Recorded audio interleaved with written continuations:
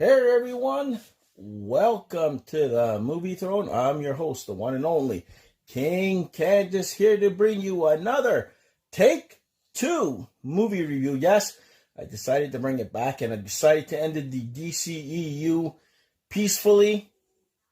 All 15 or 16 movies of that universe, because with Aquaman and the Lost Kingdom, which I'm doing in this video, it concludes the DCEU.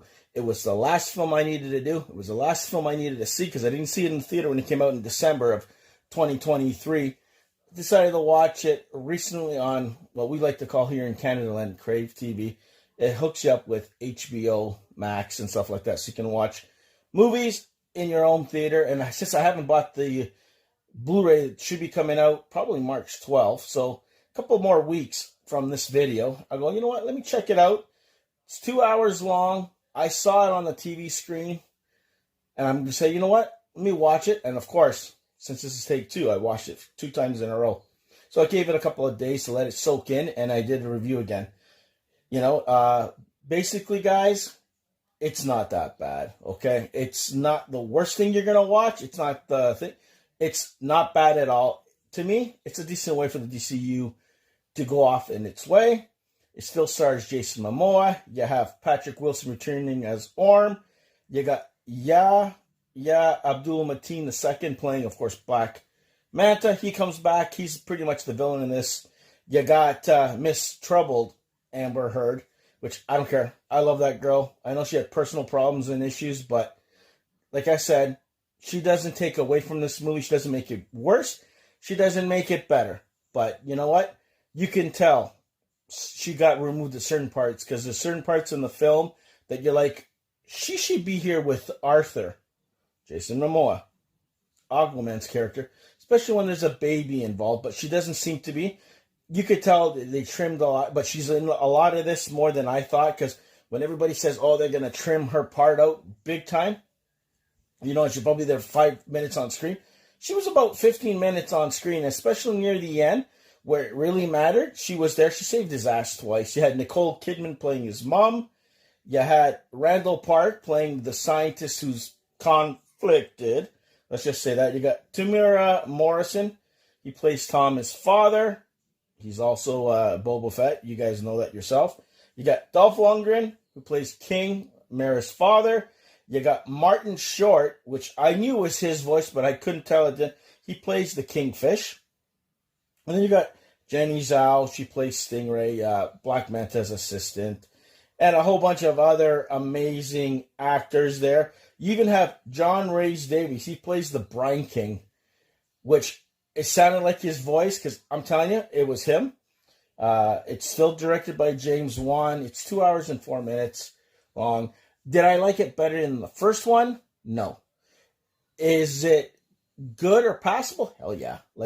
I wasn't bored 1 second. The critiques that I heard, a lot of the thing being like a buddy film, between brothers and stuff. Yeah, well, it's their way to find themselves together. It's like a redemption arc for the Ocean Master himself, Orm, Patrick Wilson's character. But there's some plot holes here and there. You're like, how convenient. Came across this so he can use it. Information all of a sudden gets sent their way so they can go to the next part of the... Like MacGuffins. There's MacGuffins popping up here and there, which there's in every single damn film. Was it too much funny than serious? Yes. There's some moments that Jason Momoa did a little bit too much than he should have. A couple of funny scenes between him and his brother, which is normal. There's a gag that goes on when he rescues him, because that's in the trailer, and in the post-credit scene, which is kind of funny. Something he does, which is pretty cool. I laughed my ass off. Like I said, Amber Heard, like I said, I wanted more of her in it, to tell you the truth. You could tell they removed her at certain places in the film, which didn't make sense. You thought maybe she'll be more by his side at certain parts of the film. His father's his father. Nicole Kidman was in there, probably she was in there a lot less than Amber Heard was. Let's just say that. But they all played their part. Even Dolph Lundgren, he did his thing too.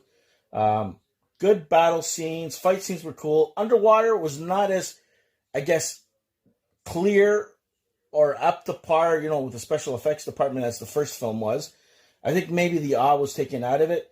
The story of the Lost Kingdom was okay, how that guy is, and then the villain, kind of cool that it was Arthur's brother, whose kingdom it is, and they kind of forgot him off the face of the earth. That's pretty much what it was. I'm not going to ruin it anymore.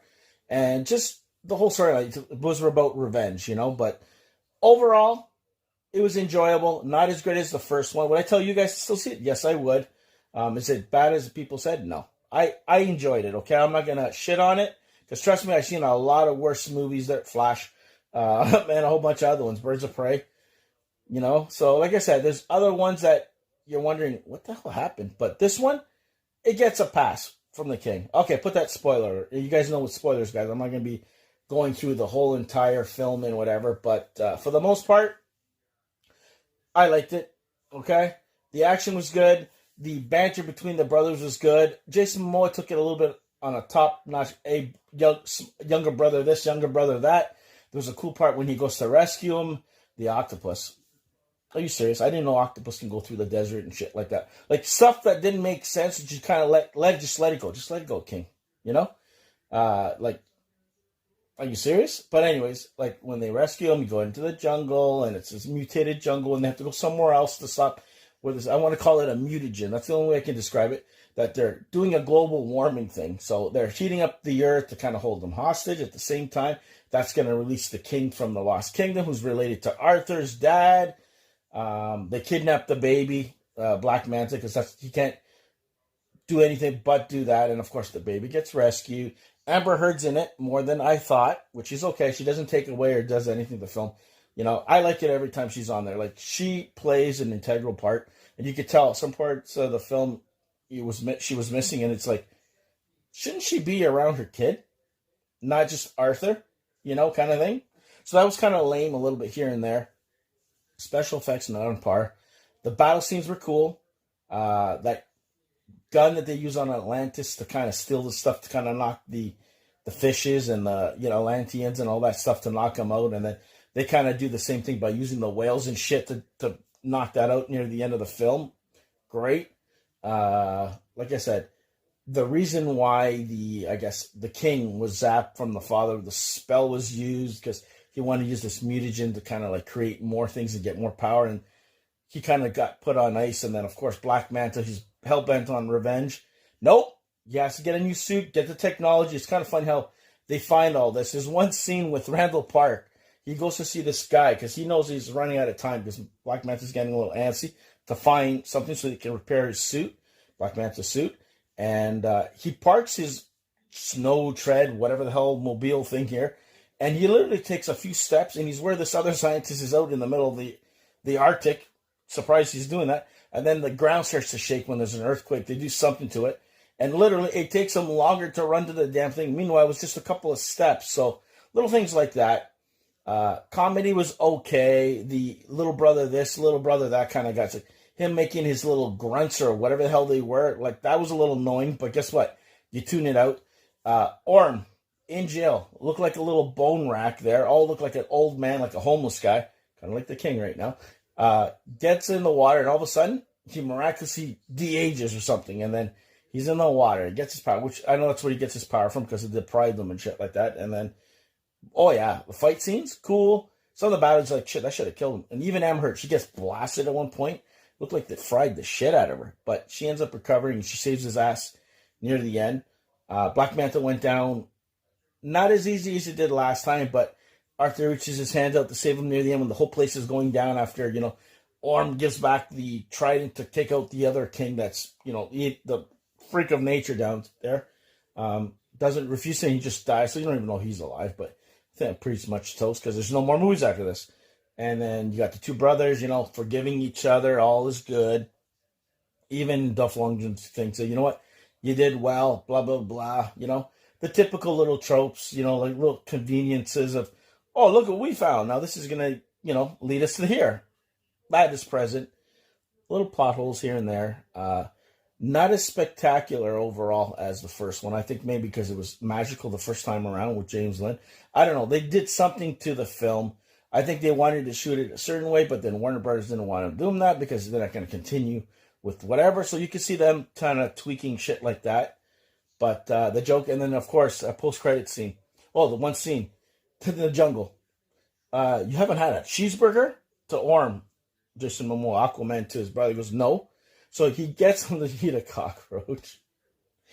And he's like, okay. And in the post-credit scene, he decides, because he's going to lay low. They let him go at the end, okay? Which, okay, sure. How long is that going to last? But anyways, he ends up going on to the doctor. He eats a cheeseburger. It kind of doesn't taste right. So he sees a cockroach or some sort of bug run across. He grabs it, puts it in the sandwich, takes a bite, and he likes it. That was the post-credit scene, but it's okay. Like I said, we know where it was. It's not as bad as people made it sound. It's not as good as the first. I enjoyed it. Would I still buy this thing on Blu-ray? Yes, I will. You know, I don't think I'm going to buy 4K, but I'll buy the Blu-ray for sure, just so I can complete the collection.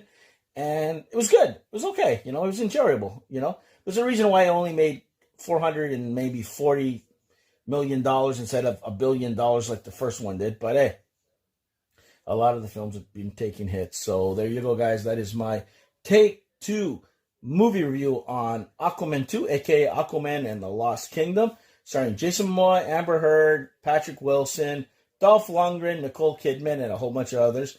Hope you guys liked it. Like, share, and subscribe. Check out my other Take Two reviews. And I don't know, I'm thinking of maybe doing another series of films. We'll see how that goes. Gonna mull it over, and who knows, maybe by early next week, maybe Monday, you might see something on YouTube, maybe a new video or 2 or 3, who knows, I don't know, see how I feel. And of course, check out my other TV reviews and all that other fun stuff here on the Movie Throne. And like always, guys, be the hell good, stay off the King's Throne, and I'll see you where? Right here on YouTube Land. Take it easy, guys.